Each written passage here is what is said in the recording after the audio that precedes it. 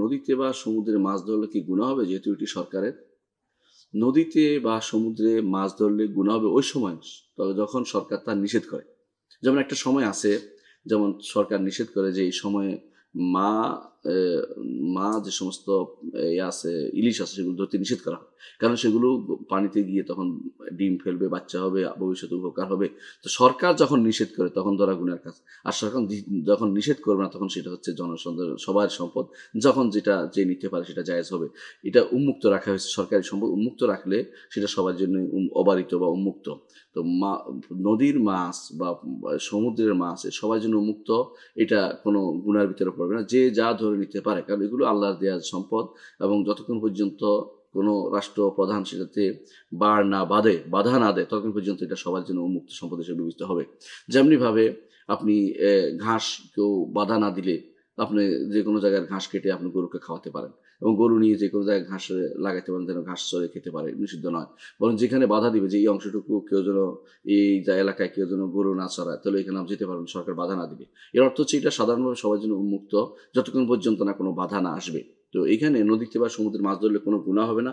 এটার থেকে আল্লাহ তাআলা কোরআনে কারীমে ঘোষণা করেছেন যে এখান থেকে তোমরা এ এ তোমরা এখান থেকে গোশত, এমন গোশত সংগ্রহ করো। কোরআন গোশতের কথা বলেছে, অর্থাৎ মাছগুলোকে গোশতের নাম দিয়েছেন কোরআনে কারীমে, যে এগুলো তোমরা সংগ্রহ করে থাকো। এবং আল্লাহ তাআলা ইমতিনান করেছেন, যে দয়া দেখিয়েছেন, তোমরা সমুদ্র থেকে তোমাদের এমন খাবার সংগ্রহ করো যে খাবার তোমরা অন্য কোথাও পাও না।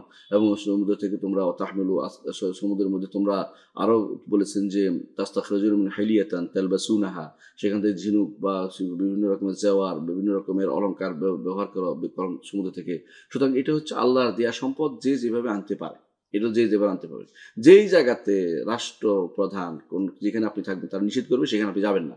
আর যেখানে নিষেধ করবেন সেখানে সবার জন্য উন্মুক্ত, যে যেখানে আগে আনতে পারবে, যে আগে যাবে সে পাবে। অনেকটা রিয়াল মাওয়াতের মতো, বা মৃত সম্পদ, মৃত জমিন, মৃত ভূমি জীবিত করার মতো। যে যে জায়গা পড়ে আছে সেটা যে জীবিত করবে তার হবে। সেটা যা মানাহিয়া আরদান মাইয়াতান ফাহুয়া লাহু, রাসূলুল্লাহ সাল্লাল্লাহু বলেছেন, কেউ যদি কোনো মৃতভূমি নতুন করে আবাদ করে সেটা তার হবে।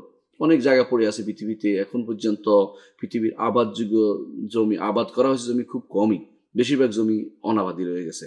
আপনি যদি কোনো বিমানে যান আপনি দেখবেন যে আবাদি জমি খুবই নগণ্য, বেশিরভাগ জমি অনাবাদি রয়ে গেছে। অনাবাদি জায়গা তো কেউ যদি আবাদ করতে পারে, কেউ ধরেন সৌদি আরবের রবুল খালি বলে আমি এটা আবাদ করবো, এটা তার হবে, কোনো সন্দেহ নেই। এটাতে যদি যদি কোনো রাষ্ট্রপ্রধান বাধা না দেয় বা শরীয়ত দৃষ্টিতে বাধা না হয়, যেমন কারো নিজস্ব জায়গাতে পিলার দেওয়া আছে, সীমা দেওয়া আছে, সেখানে যাওয়া যাবে না। এর বাইরে যেখানে উন্মুক্ত জায়গা আছে সেখানে অবশ্যই সেটা থেকে উপকৃত হওয়া যাবে, এবং সেটা থেকে ধরলে কোনো গুনাহ হবে, সেখানে কোনো কিছু উপকৃত হলে কোনো গুনাহ হবে না। যেমনিভাবে সমুদ্রের মধ্যেও সমুদ্রের মধ্যেও সমুদ্র থেকে কোনো মাছ ধরলে বা সেখান থেকে কোনো বের করলে, কোনো অর্থকরী জিনিস বের করে নিলে, সেখান থেকে কোনো প্রবাল বের বা কিছু এগুলি মুক্তা বা মণিমুক্তা বের করলে এগুলি কোনো গুনার কিছু নেই। যে যেটা উঠাতে পারবে সেটা তারই হবে। সেখানে কাউকে কিছু কোনো খাজনাও দিতে হবে না, যদি না সরকারের পক্ষ থেকে নির্ধারণ করা হয় যে এলাকায় উঠানো যাবে না, ওই এলাকা উঠানো যাবে, অথবা এই এলাকা উঠাতে হলে আমাদেরকে এত টাকা দিতে হবে বাৎসরিক, সেটা আলাদা কথা। সেটা যদি কোনো জুলুম পর্যায়ে না যায়, জায়েজ হবে সরকারের জন্য। আর জুলুম পর্যায়ে গেলে সরকারের জন্য হারাম হবে, আপনাকে সেটা দিয়ে দিতে হবে, কারণ সরকারের নির্দেশ পালন করাটা কর্তব্যের ভিতরে অন্তর্ভুক্ত। আর যতক্ষণ পর্যন্ত উন্মুক্ত থাকবে ততক্ষণ উন্মুক্ত হিসেবে মাছ ধরবেন, এবং সেখানে মাছ নদী বা সমুদ্রের মাছ ধরতে কোনো বাধা নেই। তবে মনে রাখবেন, নদী বা সমুদ্রের পাশে যদি কোনো কারো আলাদা ছোট ডোবা থাকে, ছোট এলাকা, কেন অনেক সময় পানি বেশি হলে সেখানে যে মাছ ঢুকে যায়, এবং তারা বেড়া দিয়ে রাখে যাতে করে সেখানে পরে ধরতে পারে, যেটাকে আপনারা বলতে পারেন ছোট ছোট ডোবার মতো হয় নদীর পাশে। সেগুলো যার যেটার অধীন আছে, যেটা দখল করে আছে সেটা তার হবে, সেখানে গিয়ে আপনি ধরতে পারে, তার অনুমতি লাগবে। এর বাইরে নদীর পাশে যেগুলো সরাসরি নদীর সাথে জড়িত, যেটা উন্মুক্ত রয়ে গেছে, এটা যে কোনো মানুষ মাছ ধরতে পারবে, এখানে কোনো গুনার কোনো কিছু নেই। আশা করি বিষয়টি বুঝতে পারছেন।